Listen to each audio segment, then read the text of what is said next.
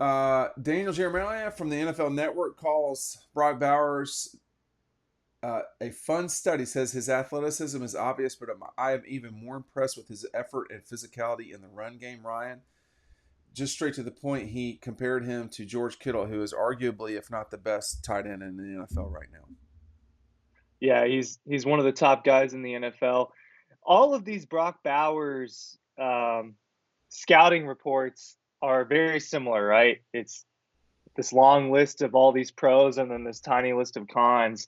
I think that's kind of what's interesting about this, about when people are, all these experts are scouting Brock Bowers, is the con is just his size. It has nothing to do with the way he plays. And I just don't think there are many prospects that come through where all these NFL scouts can't seem to find any flaws. He, I mean, he's 6'4", 230. What And is that's the that only knock negative? he gets on all these scouting He's reports. supposed to be taller, I Maybe guess. just that he's not 6'5", two Yeah. fifty. I don't know. But that's the only knock you really see on any of these scouting reports for Brock Bowers. And there aren't many prospects that come through and have these, quote unquote near perfect scouting grades or just near perfect combine grades. But I think Brock Bowers is gonna get that when it's all said and done. So, so how this works for those of you who are just joining us is when players are in high school, they can't do any wrong. I mean, there's just no, if you criticize or have critique of players, people's feelings really get hurt.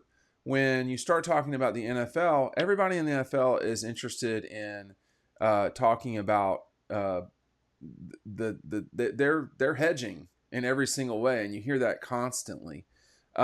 With Brock Bowers, the production is really what I think is most admirable, if you want to call it that, and particularly in big games. I mean, for what are Georgia's bigger games? Certainly, South Carolina 121 yards, Florida 154 yards. Let's see, 4 touches for 34 yards against Tennessee. He may have been a decoy in that deal. LSU 81 yards touchdown.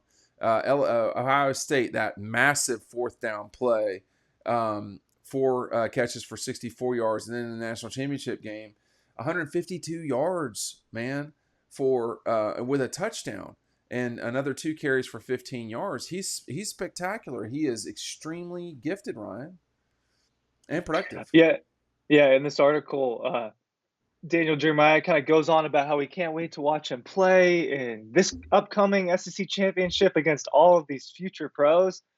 That's what he's been doing, right? I mean, think about two SEC championships ago. Do you remember Yes. that play where he just kind of escapes from four guys? I think there are a lot of future pros on the Alabama defense. It's something Bowers has been doing for the past 2 years already. And I understand, for NFL draft guys, you're waiting until closer to their actual draft to start really focusing on these players. So I get what he means by he can't wait to watch him December 2nd. But look, this is a player who, like some players in the past, Jamar Chase, a guy who did not play his final year of college, that he could, I mean, he only played 2 seasons of college, but goes top five. Bowers is in that position. Jalen Carter was in that position last year where you're so good of a prospect, you really don't have to play into these games. And you're going to get your bread. You're going to get your top 10 money. And Bowers is a player like that. We should expect to see him go in the top 10 or 15, even if he didn't play. He's actually on the cover of our 2023 preview. We're giving this away for free to anyone who signs up to our monthly service online, where we have stuff like Leggy's Thoughts, What We Were Hearing, all of Mass Recruiting Reports. Sign up today. You get this. You'll get 20% off any item at Red Zone, which, this hat's one of them. The Ugly Christmas Sweater's another. You can pick that up. When you sign up, you'll get that as well as a t-shirt from Red Zone.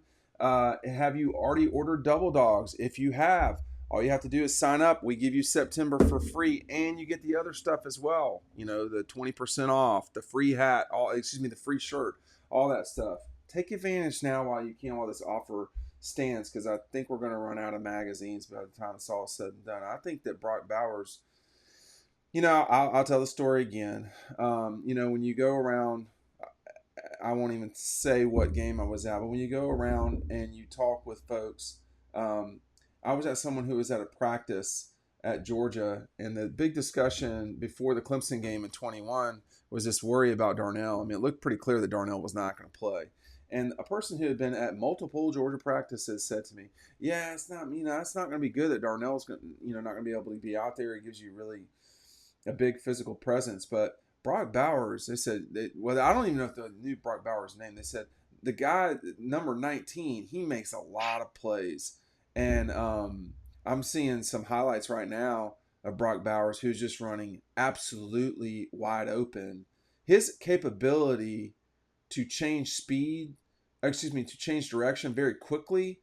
That's what gave him this very long run against South Carolina after a catch, and it breaks one tackle, misses another Yeah, I defender. know the exact play you're You know what talking I'm about, talking man. about at midfield, That and then he, oh, has he just is so hard to deal with, man. And tight ends are hard enough to deal with, Ryan, but he's just exceptional. all you need to do is watch that game Carolina. to really see all you need to know about Brock Bowers. I mean, a guy that scored in three completely different ways Mm-hmm. against South Carolina. You got some shots of that in the preview? No, I mean, I think I just the athleticism. This was against Alabama in the SEC championship game. Um, just jumping up to get the ball is one thing. That's not a big deal. But that ball's not just getting thrown like gently. The ball's usually on a No. rope to these guys. Um, he's definitely the best tight end I think that Georgia's ever had. I'm not sure he's the greatest tight end in college football history. Um, but he does have an outside chance of dealing with guys like Keith Jackson from Oklahoma, maybe Jeremy Shockey at Miami. I'm trying to think of other really good, really meaningful tight ends. Um, but he makes a lot. He just makes so many plays. And I'll be honest with you, as a photographer on the field, Ryan, I forget about him. I don't think about Brock Bowers, and then all of a sudden there's just this streak of red and silver, and it's usually Brock Bowers scoring a touchdown. Yeah, well, why do you think you say that you don't think about Brock Bowers as much? Is it just because of how many different weapons there are? It's not the same Yes. as maybe shooting it a few years back when you're focusing a lot on people like Nick Chubb. Is that what you mean? Well, it's totally so. This is the same problem the defense has. I think sometimes photographers have the same problem the defense has, which is we don't know where the ball's going, and we have Georgia coming at us, and Yeah. you know Brock Bowers doesn't typically. Now, someone can correct me if I'm wrong here, but Brock Bowers doesn't typically on most plays seem like the primary target. He's like the third guy or something like that. It's usually, you know, George Pickens or Lad McConkey or handing off to Kenny or getting Kenny in the flat, and then you're like, oh shit, I forgot about Brock Bowers, and that's what happens a lot is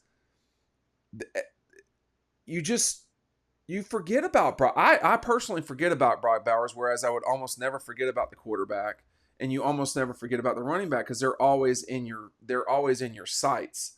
Um, the tight end, you don't know if the person's going to block or not. You don't know what the tight end's going to use. Going to be. They are the absolute knight in chess. They are that on a football field. You just don't know what you're going to get. And he is so exceptional at making plays on the ground as well as catching. And Nick Saban would tell you blocking too. And so I think Jeremiah would say the same thing about blocking. So I don't think about him, which I think is a problem for defenders. I mean, if you're so concerned about Lab McConkey, which he's concerning, and in the past Kenny McIntosh, Georgia's got so many weapons in so many different places. It's no wonder that they score so many points. Yeah, a part of that too, I think, is combined with what the offensive scheme was the last couple of years and Todd Monken and his staff and their creativity, Yep. lining him up everywhere. We've seen him line up in Yep. the backfield. We've seen him line up for jet sweeps, tight, wide, the slot.